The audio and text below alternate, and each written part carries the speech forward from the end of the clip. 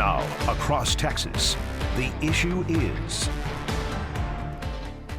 I'm Greg Grugan in Houston. I'm Stephen Dial in Dallas. And I'm Rudy Koski in Austin, and this is Texas, the issue is. With the 45th president formally arraigned this week on 37 federal counts, including hiding secret documents, obstruction, and conspiring to prevent the return of classified records to the U.S. government, more than a dozen Republican members of Congress from the Lone Star State have rushed to Donald Trump's defense. Representative Randy Weber of Friendswood is among them, claiming the prosecution of the GOP frontrunner is a patently partisan attack. Congressman Weber, you, like the majority of the Republican delegation in Texas, are standing firmly behind the former president despite this indictment and arraignment. Give me your thoughts. It's unbelievable, the double standard and the fact that the top of the Department of Justice has been weaponized. But if you just looked at the classified documents, ask yourself this. Did President Biden have classified materials even when he wasn't president, when he was vice president? Check.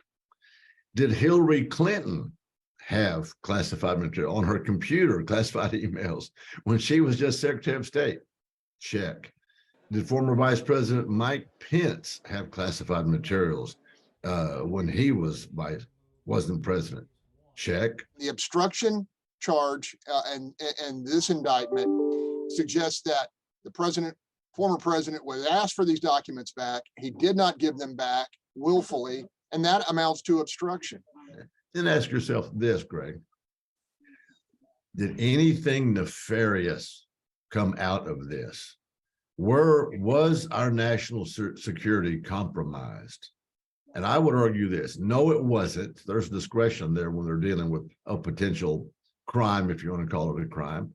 I got to tell you, as a Texan and as a reporter, as an American, I was concerned to hear that the president had an actual battle plan, a retaliatory strike plan against Iran. If that is true, that doesn't bother you? You'd have to know where he kept it. Was it a secure facility? Who all had access to it? So was he thinking through that and the chance that he would get reelected and be able to say, okay, I want to refresh this. I want to have this firmly printed in my mind, if you will, because maybe he thinks time is of the essence. Was his intentions to break the law and to do things nefarious with the records? Not at all. Congressman Senator John Cornyn recently came out and said, Donald Trump cannot win in 2024. That was his belief. I've always admired your common sense at a very grassroots level. If winning and winning back the White House is key, do you stick with Trump regardless of what the numbers show? He has that background experience in foreign policy. He has the business experience in foreign policy. And not only that, but he's not afraid to confront people. A lot of people said that Ukraine would not have been invaded had Donald Trump been in office. China would not be saber rattling like they've been doing so recently if Trump was in office. Made a lot of people say, you know what? I like the fact that Trump fights back. And so I think the world understands that, and they can't get one over on Donald J. Trump. I don't see anybody in the field that has that kind of chutzpah. I thought about using lots of different words, but settled on the term entrenched. Stephen, what's your word? Yeah, a lot of words came to my mind, but I'll use the word loyalty. Okay, Rudy, lay it on us.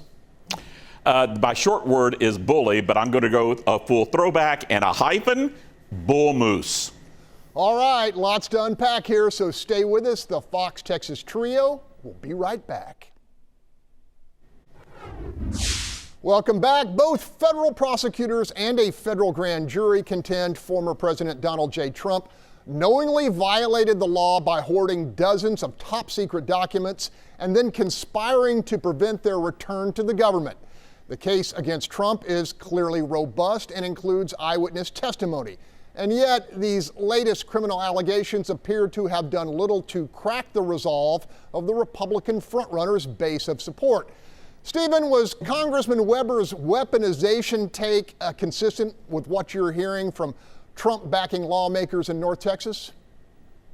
Well, yeah, and that's why I use the word loyalty. I mean, regardless of if they think the former president committed any crimes or not, they're sticking with their guy. He's the leading Republican candidate and was already a crowded field, and so they're being loyal to their man. Now, I've talked to some prosecutors, former federal prosecutors who are Republicans, who told me on the federal side, it's not just going to be a sloppy indictment. They believe that these are actual facts. I mean, look at the pictures. You have boxes in a bathroom, on a stage. It's not just something that is just made up. And so, yes, the Republicans who are still in Team Trump are being loyal to their man, but this evidence is very visible. Okay, Rudy, you heard Weber's double standard argument, essentially that others like President Biden and Hillary Clinton got away with illegal retention. Why shouldn't Trump? Do you think Republican and independent voters buy that, or do they see the obstruction component as making any difference?